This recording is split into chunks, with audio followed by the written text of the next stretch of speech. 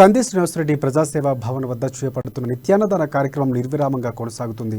వందలాది మంది ప్రజలు అభిమానులు తరలివచ్చి భోజనాలు చేస్తున్నారు. మంచి మనసుతో బీజేపీ రాష్ట్ర నాయకులు యువనేత కంది శ్రీనివాసరెడ్డి అమలు పరుస్తున్న ఈ కార్యక్రమం నిజంగా అభినందనీయమని, ఆయన నిండు నూరేళ్లు చల్లగా ఉండాలని ఆశీర్వదిస్తున్నారు. రాజకీయంగానూ ఎదగాలని, అనేక పదవులు అధిష్ఠించాలని కూడా ఆకాంక్షిస్తున్నారు.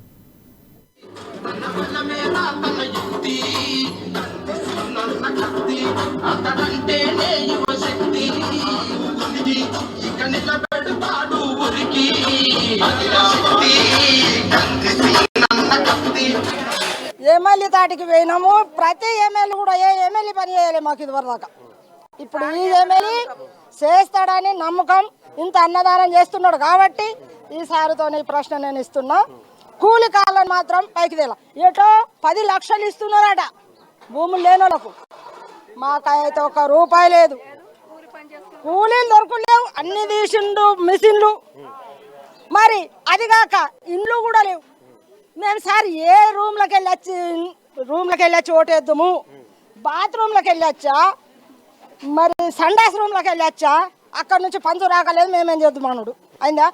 మరి ఓటయ్యంగా ఎందుకు అన్నావు? ఇల్లు లేని వాళ్ళకి ఇల్లు కట్టిస్తా, భూములు లేని వాళ్ళకి భూములు ఇస్తా, ఇంటికి ఒక్క బుగ్గ ఎలుగిస్తా, చదువుకున్న వాళ్ళకు జీతం ఇస్తానన్నావు. చదువుకున్న వాళ్ళు జీతాలు ఏడ చేస్తున్నారు, ఇంటికి ఒక్క బుగ్గ ఏడొస్తున్నది, కరెంట్ వాళ్ళు వస్తున్న వాళ్ళు కత్తిరించిపోతున్నారు కేసులు.